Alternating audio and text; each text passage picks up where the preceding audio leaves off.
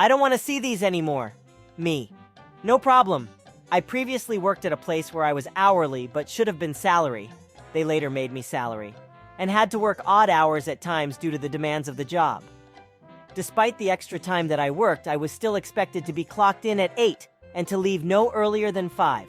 All while making sure I got as little overtime as possible because they didn't want to pay overtime. They also expected me to take lunch at a predetermined time, even though it conflicted with the nature of the work I did.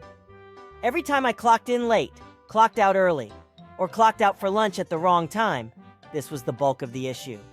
A report was generated from HR and sent to my supervisor.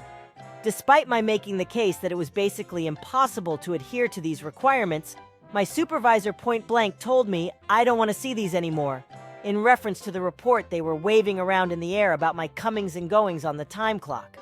So I said, okay, I'll make sure you don't have to see them anymore.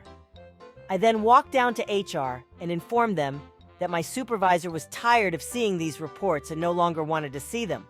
I told them verbatim what I was told, and they accepted it without question as I said it came straight from my supervisor. Surprisingly, they didn't double-check the request at all. They simply stopped sending the reports to my supervisor. To be fair, they were tired of sending the reports and knew the situation was not tenable. After that, things were great. My supervisor was happy, and had always been happy with my work.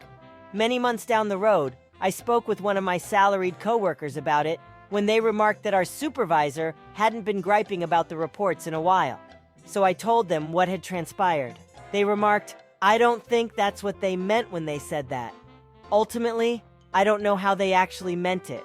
All I know is that I fixed the issue by doing exactly what they said, and everyone has happy after that.